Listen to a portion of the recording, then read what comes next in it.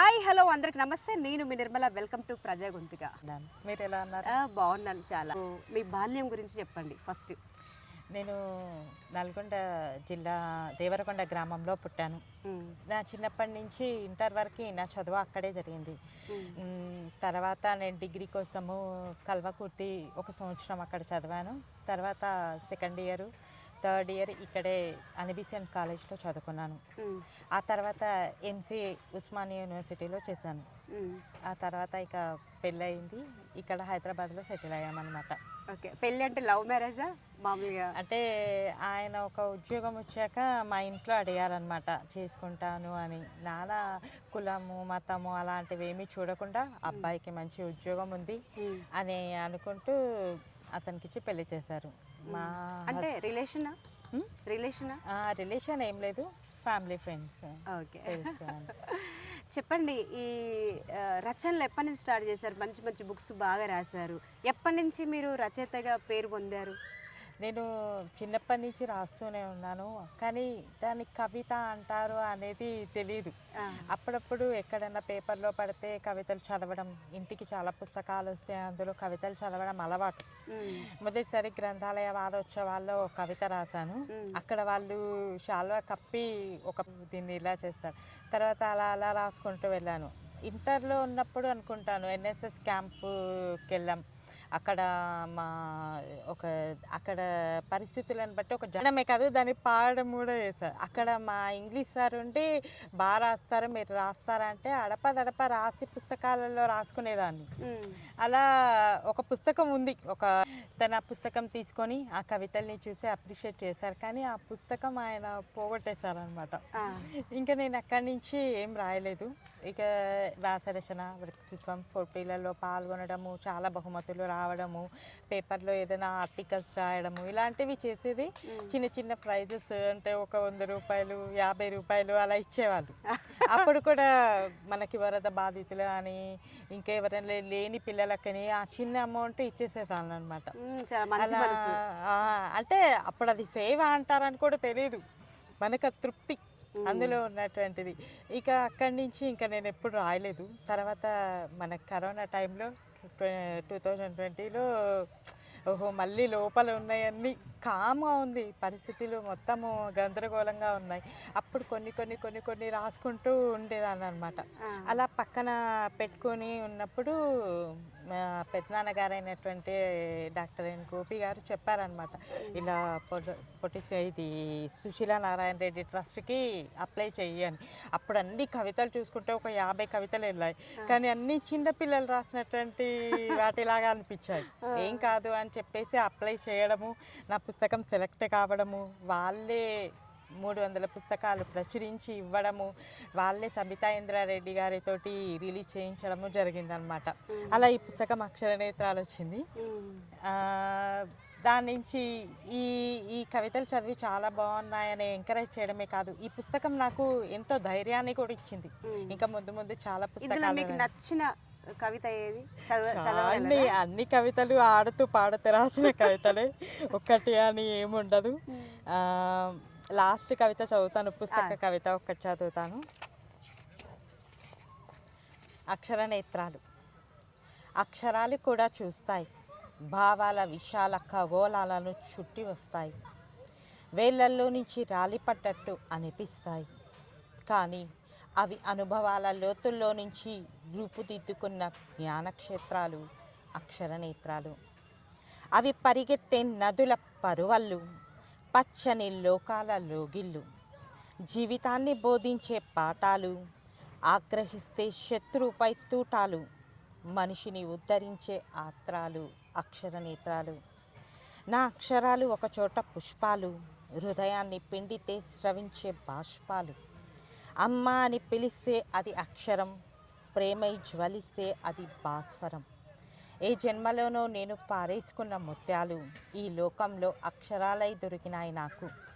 అష్టైశ్వర్యాలు లేవు నాకు, ఇష్టమైన అక్షరాలు తప్ప. ఎన్నో దృశ్యాలను చూపించే చిత్రాలు నా అక్షరనేత్రాలు. కేవలం చూసేవి కాదు, దర్శించేవి నా నేత్రాలు. సమీపాలకే కాదు, దూరాలకు దారంలా సాగదీస్తాయి, అందరినీ కలుపుతాయి. అందుకే అంటాను, నా అక్షర నేత్రాలు ప్రజల గోత్రాలు. బాబా ఎంత బాగా రాశారు. ఇంకా ఇది టైటిల్ మీద రాసుకున్న కవిత అనమాట. మనకి ఏది నచ్చింది అంటే చెప్పడం చాలా కష్టం. మనకన్నీ మామూలుగా ఒక కవిత రాస్తాను అంటే అందులో పూర్తిగా లీనమైపోతే కానీ ఒక కవిత రాయలేను నేను. కొంతమంది రోజుకొకటి రాస్తూ ఉంటారు, అలా కాదనమాట. ఎన్ని బుక్స్ రాశారు ఇప్పటివరకు? ఇప్పుడు ఇది అక్షర నేత్రాలు, తర్వాత నానీల తీరాన అని మా పెద్దనాన్న కనిపెట్టారు, నానీలు అని. ఇది రాశాను అనమాట. నానీలు 4 అక్షరాల్లో ఉంటాయి, 25 అక్షరాలలో రాయాలన్నమాట ఇది. ఈ పుస్తకానికి జమున స్మారక అవార్డు వచ్చింది. నెల్లూరులో ఇచ్చారు. అది ప్రతిష్టాత్మకమైన అవార్డు నానీలకి. ఇది ఒక్కటే ఉంది నానీలకు ఇచ్చే అవార్డు. ఈ అవార్డు తీసుకోవడం అంతేకాదు, దీనికి చాలా మంచి పేరు కూడా వచ్చింది నానీలకి. నన్ను చూసి చాలా మంది నానీలు రాయడానికి ముందుకొచ్చారు. నాకు తెలిసినంత సహాయం వాళ్ళకి చేస్తూనే ముందుకెళ్తున్నాను. ఇంకా చాలా మంది నానీలు ఏంటంటే ఇప్పుడున్న బిజీ షెడ్యూల్లో అందరికీ కవితలు చదవడం చాలా కష్టం, కానీ నానీలు చదవడం చాలా ఈజీ అనిపిస్తుంటుంది. ఎందుకంటే మొదటి 2 లైన్లు మనం ఒక దాని గురించి చెప్తే తర్వాత 2 లైన్లు ఒక పంచ్ లాగా ఉంటాయన్నమాట. ఒకసారి వజ్రాలు నాకెందుకు, మంచి అక్షరాలు కావాలి కావ్యాలు సృష్టించడానికి. పల్లెగాలి పులకింప చేస్తుంది అచ్చం అమ్మ చేతి స్పర్శల. పక్కన నువ్వుంటే సముద్రం ఈదుతా, లేకుంటే కన్నీటి సాగరమవుతా. ఇలా ప్రతి ఒక్క నాని కూడా చాలా బాగుంటుంది. ఇందులో మన కవి సాయంత్రంలో కూడా నానీల టాస్క్ నడుస్తుంది. దానికి నేను కొన్ని రోజులు చేశాను. ఇప్పుడే కొంచెం బిజీగా ఉండి ఆ టాస్క్ నుంచి తప్పించుకోవడం అయింది. ఇక తర్వాత 3వ పుస్తకం స్పర్శలేని శిల, పొట్టి శ్రీరాములు తెలుగు విశ్వవిద్యాలయం నుండి వచ్చింది. ఇది దానికి వాళ్ళు 10,000 ఆర్థిక సహాయం చేశారు. దీనికి కూడా మంచి పేరు వచ్చింది. ఇది నేను బెడ్ రెస్ట్లో ఉన్నాను, సెలెక్ట్ అయిందని వచ్చింది. కొంచెం స్పాండిలైటిస్ ప్రాబ్లం వచ్చింది, లేకపోతే ఫ్రైటస్ రావడమో జరిగిందనమాట.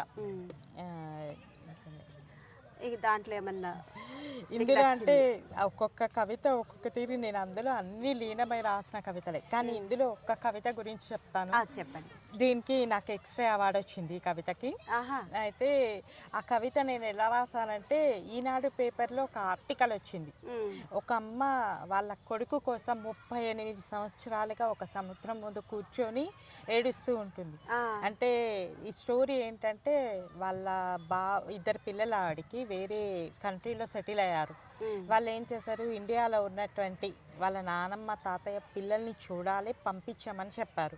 వాళ్ళని పంపించడం వాళ్ళ అమ్మకి ఇష్టం లేదు. అయినా ఇంకా వాళ్ళు ముసలోళ్ళు కదా, సరేలే అని చెప్పేసి పంపించడానికి ఒప్పుకున్నారు. అప్పటికి పిల్లలు మేము వెళ్ళము, మాకు వెళ్ళాలని లేదు అంటే, పాపం నాన్న వెళ్ళండి అని బలవంతంగా వాళ్ళని రెడీ చేసి వాళ్ళని పంపించేసి ఎయిర్పోర్ట్లో ఫ్లైట్ ఎక్కిచ్చేస్తారు. ఫ్లైట్ ఎక్కిచ్చేసాక అప్పటికి వాళ్ళ చిన్నోడు వెనక్కి తిరిగి వాళ్ళ అమ్మని చూస్తాడనమాట, బాధపడుతూ వెళ్తాడు. ఆ ఫ్లైట్ వెళ్ళిపోయిన ఒక 1 అవర్లో కూలిపోయి ఆ సముద్రంలో పడిపోతుంది అనమాట. పెద్దవాడు చనిపోతాడు, శవం దొరుకుతుంది. చిన్నవాడు శవం దొరకదు. వాడు ఎప్పటికైనా తిరిగి వస్తాడన్న ఆశతో ఆ తల్లిదండ్రులు 38 సంవత్సరాలుగా ఎదురు చూస్తూనే ఉంటారన్నమాట. Real story. ఆ ఆర్టికల్ వసుంధర పేపర్లో చదివాక నాకు అసలు దుఃఖం ఆగలేదన్నమాట. కానీ ఆ కవితను నేను షార్ట్కట్లో రఫ్గా రాసి పెట్టుకున్నాను, కానీ కవిత రాయలేదు. కానీ ఎక్స్ట్రా అవార్డు అన్నాక నాకు ఇది ఒక డ్రీమ్ అనమాట. ఎక్స్ట్రాలో ఏదో ఒక ప్రైజ్ తెచ్చుకోవాలి అని, సరే అని తీసి ఆ కవిత రాశాను అనమాట. చాలా మీరు చెప్తుంటేనే చాలా ఆర్ట్ఫుల్గా అనిపిస్తుంది. అంతులేని వేదన కవిత పేరు. కాలానికి క్షమాపణ చెప్పలేం, ఎందుకంటే అది మమ్మల్ని క్షమించడం మరిచి చాలా కాలమైంది. ఒడ్డుపైనున్న ఇసుక తిన్నెలను కెరటాల్లా హత్తుకోవాలనే ఆశ మాది. ఎగిసిపడే అలలను వెనక్కి లాగాలనే అసూయ కాలానిది. తీరం చేరని మా బాధ కంటి చెలియాలి కట్ట దాటి పోటెత్తుతుంది. మా బాధ ఈనాటిది కాదు. మీ అమ్మ నేను నీకై ఎదురు చూసిన క్షణాలు రోజులు దాటి సంవత్సరాలుగా రూపాంతరమయ్యాయి. యుగం ముందు మేము పుట్టి ఉంటే మాకు నీ ఎడబాటు ఉండేది కాదేమో కన్నా. నీ ఎడబాటులో కలిగిన శోకం తాలూకు కన్నీళ్ళన్నీ ఒలికిపోయి అమ్మ గుండె బరువైనప్పుడు పసిముత్తగా నువ్వు కడుపులో తన్నిన జ్ఞాపకాలను నెమరేసుకుంటుంది. అమ్మ కోసమైనా ఒకసారి రాలేవా కన్నా? నువ్వు దూరమైన క్షణం నుండి చెట్టు కింద సేద తీరే చల్లని సాయంత్రాలు, మండు వేసవి వడగాల్పుల్ని ఫుసగుల్లిపోయినట్టు, ఒకప్పటి వెన్నెల రాత్రులు నిప్పుల వర్షం కురిపించినట్టు పరిపరి విధాల మనోవేదన. పాడె కట్టుకోవడానికి వేళ్ళు పట్టులివ్వని వయసులో మేమున్నాం. పడిపోతూ లేచి కూర్చోలేక ఇంటి చూరుకు తాడు కట్టుకొని ఆసరా కోసం నిన్నే కలవరిస్తున్నాం. నీ తలపు బాధ పెడుతున్నా మన ఇంటి తలుపులు తెరిచే పడుకుంటున్నాం. ఏనాటి వేకువలోనైనా నువ్వు మన ఇంటి ముంగిట నవ్వుతూ కనిపిస్తావేమోనని. ఆరిపోతున్న మా గుండె తలుపుల్లో ఊపిరికి కాస్తంత చమురు పోస్తావేమోనని ఎదురు చూస్తున్న మీ అమ్మా నాన్న. అబ్బబ్బా! ఎంత అంటే బాగుందండి మనం అసలు. ఒక కవితలో పూర్తిగా లీనమైపోయి ఆ బాధను మనం అనుభవిస్తే వచ్చే కవిత చాలా చాలా బాగుంటుంది. బాగుంటది. అవును, నా అవును. ఒపీనియన్ అది. అంటే నేను రాసిన భావుకథ. కవితలన్నీ అలాగే అనిపిస్తాయి నాకు. ఉమ్. ఇప్పుడు యుద్ధం జరుగుతుంది బయట. యుద్ధం గురించి కూడా మనం అన్ని చదివి మనం కూడా అక్కడ ఉన్నాము అనే ఆ పరిస్థితులన్నిటిని అవగాహన చేసుకొని రాస్తే ఆ కవిత బాగా వస్తుంది. మీరు రాసిన కవితలు జనరల్గా చదువుతూ ఉంటా, చాలా బాగుంటాయి, ఆ, చాలా ఆర్ట్ఫుల్గా ఉంటాయి. అంటే చూస్తున్నాను కదా, ఫేస్బుక్లో కూడా చూస్తున్నాను, గ్రూప్లో చూస్తాను, చాలా బాగుంటాయి. అంటే దేనికైనా ఒక అర్థం ఉంటుంది, అంతే. రాసిన దానికి ఆర్ట్ఫుల్గా ఉంటుంది. అలా అన్నీ లీనమైపోతేనే రాయగలుగుతాను. ఒక అవును. కవిత రాయడానికి నేను అందులో పూర్తిగా ఇన్వాల్వ్ అయిపోతేనే రాయగలుగుతాను. అందరు రాసినట్టుగా రోజుకు ఒక 10 కవితలు, రోజుకు ఒక కవిత అని కాదు. ఒక కవిత రాయడానికి నెల రోజులు పడుతుండొచ్చు. అవును. ఈ కవిత రాయడానికి సంవత్సరం పట్టింది. ఆ, మరి అట్లాంటి కవితలు కూడా ఉంటాయన్నమాట. దానికి అవార్డు వచ్చింది. ఎంతోమంది రాస్తారు, ఎక్స్ట్రా అవార్డు రావాలి అని అనుకుంటారు. అందులో అవును. నేను కూడా భాగస్వామ్యమైనందుకు నాకు చాలా సంతోషంగా ఉంటాయి అన్నమాట. కంగ్రాచులేషన్. Thank you madam. ఇంకా మీరు ఏం చేస్తూ ఉంటారు? అంటే ఈ బుక్సే కవితలే రాస్తారా? ఇంకేమన్నా మీరు జాబ్ గిట్లా ఏమైనా చేస్తారా? నేను ఎంసీఏ చేశాను. ఉమ్.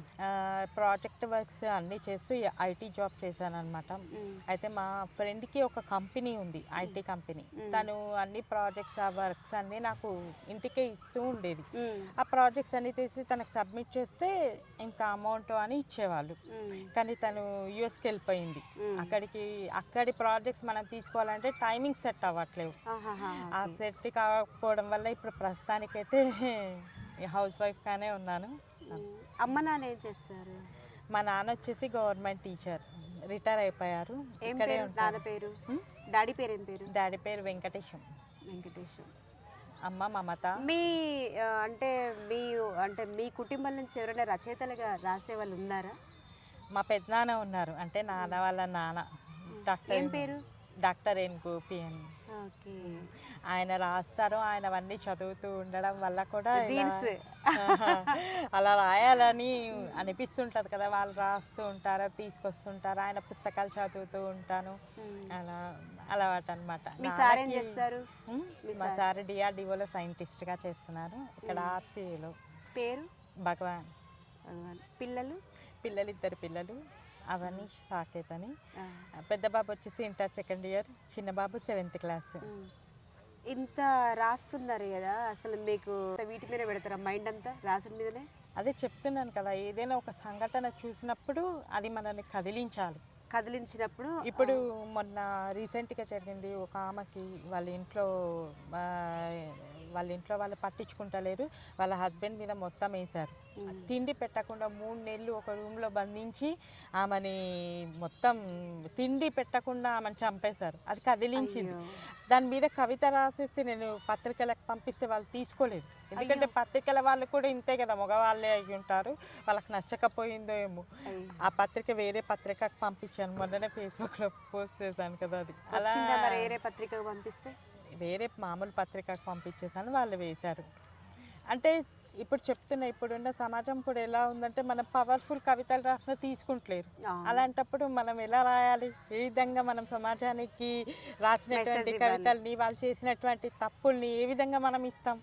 అలాంటివి కొన్ని అనిపిస్తూ ఉంటాయి. అందుకే సమాజంలో మహిళలు జనరల్గా మీరు చెప్పినట్టుగా ఎవరైనా ఎవరి కాళ్ళ మీద వాళ్ళు బతకడము కొంచెం ఫోకస్ అవుతున్నారంటే వాళ్ళని అనగదొక్కాలని, లేకపోతే వాళ్ళని ఎక్కడో ఉంచాలనే ఒక ఆలోచన ఉంది కదా, అది మీరు నిజంగా ఉంది అంటారా? అట్లా మహిళల పట్ల ఇప్పుడున్న సమాజం ప్రోత్సహించేటట్టు ఉందా, లేకపోతే ఇప్పటికీ అది నడుస్తుందా? ఇంకా మహిళల్ని చిన్న చూపు చూసే పద్ధతి ఇంకా నడుస్తుందా? ఏమంటారు దీని మీద మీరు? అనగతొక్కతోనే ఉన్నారండి. మంచి మంచి రాస్తే వాళ్ళని పైకి తీసుకురావాలండి.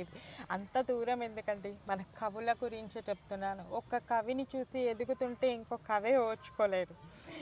అట్లా ఏమన్నా మీకు జరిగిందా? అంటే జరిగిందని మీ కదా మీ చెప్తున్నాను.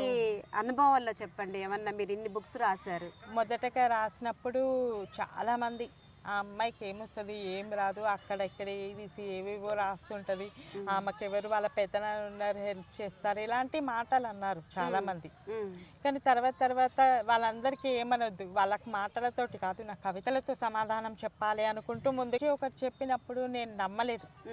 ఎందుకు అంటే ఒకరి గురించి ఒకరు కామన్గా చెప్పుకుంటారు. ఇప్పుడు మీతో మంచి మాట్లాడతారు, పక్కకి వెళ్ళి మళ్ళీ వేరే తిరిగా మాట్లాడే వాళ్ళు ఉంటారు, అలాంటి వాళ్ళని నేను నమ్మను. కానీ ప్రూఫ్స్ పట్టుకొని వచ్చారు అంటే స్క్రీన్ షాట్స్ పట్టుకొని వచ్చి, చూడు ఆవిడ నీ గురించి ఇలా మాట్లాడుతున్నారు అని. అయ్యో, అలాంటి అనుభవాలు జరిగినాయి? చాలా జరిగాయి. అసలు నేను ఇంత పైకి వచ్చానంటే కారణం అలాంటి వాళ్ళే అన్న. దాంట్లో కూడా పాజిటివ్ తీసుకుంటే పైకి వస్తాం, నెగిటివ్ తీసుకున్నాం అనుకోండి కిందికి వెళ్ళిపోతాం. అలాంటి వాళ్ళని నేను పాజిటివ్గా తీసుకున్నాను అనమాట. ఎప్పటికైనా సరే ఎదుగుతూనే ఉండాలి, అలాంటి వాళ్ళకి అలానే సమాధానం చెప్పాలి అనుకుంటాను. కాకపోతే వాళ్ళని పర్సనల్గా కొంచెం దూరం పెట్టాను, కానీ మాట్లాడతాను. అంటే ఎవరు ఏంటి అనేది తెలిసిపోయింది, ఎవరిని ఎక్కడ ఉంచాలి, ఎవరితో ఎంతవరకు మాట్లాడాలి, మనకి ప్రూఫ్తో సహా మన దగ్గరికి వచ్చేసింది కదా, మనకు తెలిసిపోయింది. జనరల్గా ఇక్కడ మనం ఒకటి చెప్పుకోవాల్సింది ఏంటంటే, శత్రువులు ఉన్నారు కాబట్టి మనం ఇంకా పై స్థాయికి ఎదిగేంత శక్తి మనకు వస్తుంది. అంతే. ఒక మాట చెప్పాలంటే వాళ్ళు లేకపోతే మనం అసలు అక్కడే ఉంటాము, వాళ్ళు ఉంటేనే మన ఎదుగుదలకు గ్రోత్ ఉంటుంది. అంతే. వాస్తవానికి మనకు శత్రువు కూడా మనకు మిత్రులాగానే మనం చూస్తేనే మనం ఎదుగుతాం. నేను కూడా అలా అనుకుంటూనే ముందుకు వెళ్తూ ఉంటాను. వెనక్కి తిరిగి చూసుకొని వాళ్ళు ఇలా అన్నారంటే మనం అక్కడే ఉండిపోతాం. మొదట్లో ఏడవడము, బాధపడము అన్నీ జరిగాయి. కాకపోతే అనిపించింది, ఇంత రాస్తూ ఇంత చదువుకుంటూ ఇన్ని అధిగమిస్తూ ముందుకు వెళ్తున్నా, నేను ఒక దగ్గర ఆగిపోవద్దు అన్నట్టుగా ముందుకు వెళ్ళిపోతాను. ఆగిపోతే వాళ్ళు సంతోషపడతారు. అంతే కదా, సంతోషం. మీరు చూస్తూనే ఉంటారు కదా, ఏదే నాదే సపరేట్గానే. మీరు కొటేషన్లు బాగా పెడుతూ ఉంటారు, అన్ని ఆర్ట్ఫుల్గా ఉంటాయి కొటేషన్లు కూడా. అన్నీ లైఫ్లో జరుగుతున్నటువంటి వాటికి అనుకూలంగా ఉన్నటువంటి కొటేషన్స్ అనమాట. అందరూ వాళ్ళని చూసుకుంటుంటారు ఆ కొటేషన్స్లో. అయ్యో, నాకు కూడా ఈ సంఘటన జరిగింది కదా, నేను కూడా ఇందులో ఉన్నాను కదా అని అనుకుంటారు ఏదో ఒక సందర్భంలో. అన్నీ కుదురుతాయి అనట్లేదు, కొన్ని అలా అనమాట. మరి మీరు ఇంత బుక్స్ రాస్తున్నారు కదా, మీ ఆయన సపోర్ట్ ఉంటుందా చాలా? ఆయన విషయంలో ఇప్పుడు ఏంటంటే ఒక కవిత రాసి అది నాకు సాటిస్ఫాక్షన్ అవుతుందా లేదా నాకు నేను అనిపించదు. ఆయనకు చదివి వినిపిస్తాను. బాగా లేకపోతే నిర్మోహమాటంగా బాగాలేదని చెప్పేస్తారు. ఎగ్జాంపుల్, కవి సంధ్య కాంపిటీషన్స్ అయ్యాయి కదా, దానికోసం యుద్ధం మీద ఒక కవిత రాయాలని అనుకున్నాను. దాన్ని రాశాను, ఒక 2 పేజీల వరకు ఇచ్చారు వాళ్ళు. అది రాసాక ఆయనకు చూపిస్తే అస్సలు బాగాలేదన్నారు. మళ్ళీ ఇంకోటి రాశాను, అస్సలు బాగాలేదన్నారు. మళ్ళీ 3వసారి రాపిచ్చారు. లాస్ట్ టైము ఇందులో కాంపిటీషన్లో ప్రైజ్ మిస్ అయింది. ఈసారి 3 సార్లు రాపిచ్చారు. 3వసారి రాసా, ఓకే. కాకపోతే ఫస్ట్ ప్రైజ్ వచ్చే అంత లేదన్నారు. కాకపోతే 3rd ప్రైజ్ వచ్చింది. అందులో ఏదో ఒక ప్రైజ్ గొప్ప అన్నమాట. అది రేపు 22వ తారీఖు రోజు రవీంద్ర భారతిలో ఇస్తారనమాట ఆ ప్రైజ్. అదొక శాంపిల్. ఈ 3 పుస్తకాలు తీసుకొచ్చానంటే ఆయన సపోర్ట్ లేని మాత్రం తీసుకురాలేండి. ఎలా ఉంటారు మీ పర్సనల్గా, మీ విషయంలో ప్రోత్సాహంగానే ఉంటారా? చాలా.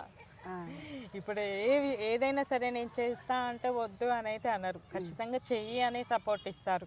ఇంకా నేనే చేయలేనేమో అది ఇదని డౌన్ అయిపోతే, లేదు చేయగలుగుతావు చెయ్యి అని చెప్తూ ఉంటారు అనమాట. నిజంగా చాలా వరకు లేడీస్కి వాళ్ళ భర్తలు సపోర్ట్ చేస్తేనే వాళ్ళు ఏదైనా చేయగలరు. సరే, ఏదైనా పరిస్థితి ఎదురైతే తను నా ముందే నిలబడతాడనమాట. నేను నీకున్నాను అనే సపోర్ట్ ప్రతి విషయంలో, ఇందులో అనే కాదు ప్రతి విషయంలో. చాలా నిజంగా మీ గురించి చాలా గొప్పగా చెప్తున్నారండి. అంటే చెప్తాను కదా, ఇప్పుడు ఈ ఇంటర్వ్యూలో మా హస్బెండ్ గురించి చెప్పమంటే మొత్తం ఇంటర్వ్యూ మొత్తం ఆయన అయిపోతారు. అవునా? చెప్పండి పర్లేదు. అంతే చెప్తున్నాను షార్ట్ కట్లో. అంటే ప్రతిదానికి సపోర్ట్ ఉంటుంది. ఈవెన్ పిల్లల విషయంలో అయినా, వాళ్ళని చూసుకోవడం అయినా, వాళ్ళని చదివించడం అయినా, నాకు చెప్పడమైనా, నాకు చిన్నప్పటి నుంచి తెలుసు ఆయన. ఇంకా సో నా చదువు విషయంలో అయినా, ఇప్పుడు పిల్లల చదువు విషయంలో అయినా ఆయన సపోర్ట్ ఎప్పుడు ఫ్యామిలీ ఫ్రెండ్ అన్నారు కదా, ఫ్యామిలీ ఫ్రెండ్. అంటే లవ్ కాదు, ఇటు రిలేషన్ కాదు, డైరెక్ట్ నాన్న వాళ్ళకి చెప్పారు అంతే, తన ఇష్టము చేసుకుంటాను అని. అంటే ఖచ్చితంగా నాకేం చెప్పలేదు, నేను చేసుకుంటాను. 19 ఇయర్స్కే మ్యారేజ్ అయిపోయింది. మీరు ఎప్పుడు సోషల్ మీడియాలో మంచిగా డ్యాన్స్ చేస్తూ ఉంటారు, రీల్స్ పెడతా ఉంటారు, చాలా బాగా రీల్స్ చేస్తూ ఉంటారు, ముద్దు ముద్దుగా క్యూట్గా చేస్తూ ఉంటారు కదా. అందరు కూడా మంచి మంచి రీల్స్ అంత ఇన్స్టాగ్రామ్లో చూస్తూ ఉంటాను. ఓకే అండి, మీ లైఫ్లో బాగా బాధపడ్డ సంఘటన ఏమైనా ఉన్నదా? చాలా ఉన్నాయి, ఒకటి అని ఏం చెప్పలేము, చాలా ఉన్నాయి. అమ్మమ్మని కోల్పోవడము, నా ఫస్ట్ పుస్తకానికి తను లేకపోవడం చాలా బాధపడింది. అమ్మమ్మ అంటే చాలా ఇష్టమా? చాలా. తను లేకపోవడం, ఫస్ట్ బుక్ రిలీజ్ అప్పుడు ఆమెను తలుచుకొని 8 డేస్ కూడా స్టేజ్ మీద, అంత ఇష్టం ఉంటాయి. ఇంకా సంఘటనలు అంటే చాలా ఉన్నాయి. యాక్సిడెంట్స్ అవ్వడం, మధ్యలో బెడ్ రెస్ట్, డిగ్రీలో ఉన్నప్పుడు ఒకసారి, మళ్ళీ తర్వాత ఇప్పుడు బ్యాక్ పెయిన్, స్పాండిలైటిస్ ప్రాబ్లం వస్తే బెడ్ రెస్ట్లో 2 months ఉండటం. అప్పుడు తెలిసింది ఎవరు మంచి వాళ్ళు, ఎవరు చెడ్డ వాళ్ళు. మనకు బాధ ఉన్నప్పుడు మన దగ్గరికి వచ్చే వాళ్ళు ఎంతమంది, లేని వాళ్ళు ఎంతమంది అని. రీసెంట్గా ఒక 1 year కిందట మా ఫ్యామిలీలో జరిగిన సంఘటన కూడా అల్లకల్లోలం అయిపోయింది అసలు. అంటే ఇలాంటి సంఘటనలన్నీ ఏంటంటే, మనకి ఎవరు దగ్గరి వాళ్ళు, ఎవరు లేని వాళ్ళు, మన ముందు మంచిగా ఉంటూ లోపల ఎన్నో అనుకుంటూ ఉంటారు చూడండి. మన కష్టం వచ్చినప్పుడు వాళ్ళ లోపల ఉన్నవన్నీ కక్కేస్తారు. అప్పుడు వాళ్ళు ఎలాంటి వాళ్ళు అనేది మనకు తెలుస్తుంది. లేకపోతే ఇప్పుడు మనం రోజు మంచిగా మాట్లాడుకుంటున్నాం, అప్పుడు మీరేంటి మీరు నాతో మంచిగానే ఉన్నారు, మీరు మంచి వాళ్ళు అని అనుకుంటాం. కానీ ఎప్పుడన్నా మనకు బాధ వచ్చినప్పుడు చూడండి, అవతలి వాడివి తెలుస్తుంటుంది, వాడు ఏమనుకుంటున్నాడని తెలుస్తుంటుంది. శత్రువులు ఎక్కడో ఉండరు, మన చుట్టే ఉంటారు, మన బంధువులలోనే ఉంటారు అనేవి కొన్ని సంఘటనలు తెలిసాయన్నమాట. తెలిసేలా చేశాయి. అవి వినుకుంటూ ముందుకు వెళ్ళిపోవడమే కానీ అక్కడే. చాలా వరకు ఒంటరి మహిళలు కావచ్చు, మహిళా తరానికి ఏం చెప్పదలుచుకుంటారు మీ అనుభవంతో? ఒకరికొకరికి సరైన అవగాహన అనేది ఉండదు, ఒకరినొకరు అర్థం చేసుకోవడం అనేది ఉండదు. ఒక కష్టం రాగానే నువ్వెంత అని అనుకుంటూ ఉంటారు. సామరస్యంగా కూర్చొని ప్రాబ్లమ్స్ని సాల్వ్ చేసుకోరు.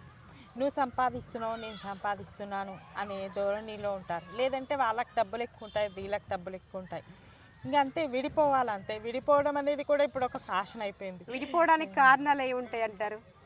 ఉంటాయి. ఇప్పుడైతే మామూలుగా అయితే అక్రమ సంబంధాలు అవైతే చాలా ఎక్కువ అయిపోయాయి. ఇప్పుడు జరుగుతున్న పేపర్లో జరుగుతున్న సంఘటన అయితే ఎక్కువ దాని చుట్టూనే తిరుగుతున్నాయి కదా. లేకపోతే డబ్బు, ఇంకొకటి చెప్పుడు మాటలు, ఈ మూడిటి మీద ఎక్కువగా. కానీ ఇప్పుడున్న సోషల్ మీడియా అన్నిటి మీద జనాల మైండ్ సెట్ కూడా మారిపోతుంది. అక్రమ సంబంధాలు చాలా ఎక్కువ అయిపోయాయి. ఒకరితో ఒకరికి ఏ విధమైనటువంటి రిలేషన్స్ లేకుండా పెట్టుకుంటున్నారు. దానివల్ల హస్బెండ్కి వైఫ్కి మధ్యలో గొడవలు ఇలాంటివన్నీ అవుతూ వాళ్ళు విడిపోతున్నారు. అంతే నా ఒపీనియన్, నాకు తెలిసినంత వరకు. మిగతావి ఇంకేదైనా ఉండొచ్చు కదా మేడం కారణం.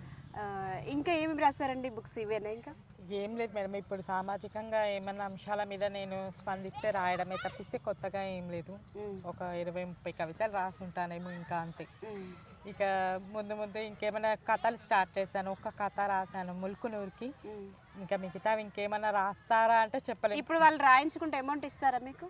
ఏది? ఇప్పుడు కథలు రాస్తే కథ రాస్తే అంటే ఏమి, ఇంకా అది రిజల్ట్ రాలేదు కదా ముల్కునూర్తి.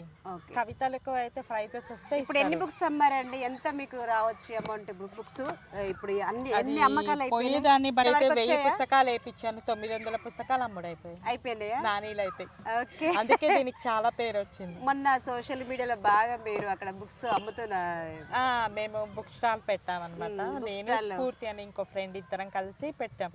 ఎందుకు పెట్టాము, మనం వేరే స్టాల్లో మన బుక్స్ పెడితే పెడితే మన బుక్స్ని ఎక్కడో పడేస్తారనమాట. సరే మనమే కవులము, మనం రాసుకున్నాము, మనం అసలు ఎందుకు రాసాం పుస్తకాలు అనేది నలుగురికి తెలవాలి అని చెప్పేసి మాకు మేముగా 7 మంది రచయితలు యాడ్ అయ్యారు. ఒక్కొక్కరు బుక్స్ పెట్టి 1000 రూపీస్ ఇచ్చారు. స్టాల్కి 17,000 పైన వాళ్ళ ఎంకరేజ్మెంట్ మాత్రం మర్చిపోలేను. అందరు చాలా బాగా చూసుకున్నారు అసలు. మా బుక్స్ అలా పెట్టడమే చాలు, మాకు ఇంత వచ్చింది అంత వచ్చిందని ఏం లేదు అని మాకు సపోర్ట్గా నిలబడ్డారు.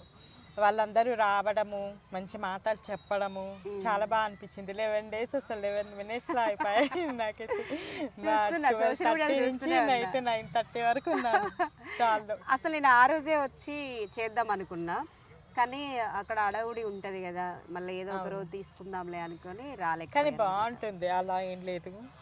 మంచిగా అంటే కవులు ఎంకరేజ్ చేసుకుంటే ఓకే, ఒకరి మీద ఒకరు బాగా పడితేనే అట్లా. అని అందరూ అలా ఏం లేరు మేడం, ఒకరికొకరు మంచిగా సపోర్ట్ చేసుకునే వాళ్ళు కూడా ఉన్నారు. అందరూ ఒకరిని చూసి ఏడ్చేవాళ్ళే అని చెప్పలేను, కానీ అందరు అలా ఉండరు. అలా ఉన్న మనం ఏం చేయాలి, ఏది తీసుకున్నా పాజిటివ్గా తీసుకొని వెళ్ళిపోవాలి అంతే. ఇంకా ఎక్కడ అది పట్టించుకొని అక్కడ ఉండిపోకూడదు. పట్టించుకుంటే అక్కడ ఆగిపోతాం, ఇంకా ముందుకు వెళ్ళలేము అంతే. ఇంకేమన్నా రాస్తున్నారా ఈ మధ్య కాలంలో? ఏం లేదు మేడం, తీసుకొస్తే రేపు ఫ్యూచర్లో ఒక కథల పుస్తకం తీసుకురావాలని, ఒక కవితల పుస్తకం తీసుకురావాలి. గోల్ ఏంటి అసలు? గోల్ అని ఏం లేదు, నా లైఫ్లో ఒక బుక్ తీసుకురావాలని గోల్ ఉంటాయి. కానీ 3 books తీసుకొచ్చారు. అందుకని గోల్స్ అంటే ఏం లేదు, ఎంతవరకు వెళ్ళిపోతే అంతవరకు అంతే. ఇప్పుడు ఇక్కడ వరకు వెళ్ళాలి, అది కావాలి ఇది కావాలండి, ఎందుకంటే మనం ఒకటి పెట్టుకున్నామంటే ఇంకోటి ఆటోమేటిక్గా రెడీ అయ్యి కూర్చుంటుంది. మనకు సాటిస్ఫాక్షన్ లేకపోతే మనం ముందుకు వెళ్ళిపోలేము, నా ఫీలింగ్ అది. అందుకే వచ్చినంత వరకు చాలు అని అనుకుంటున్నాను. ఇప్పుడు వచ్చేవన్నీ నాకు బోనసే అనమాట. ఏది వచ్చినా అనుకున్నది అయిపోయింది, ఏది వచ్చినా బోనస్ అంతే.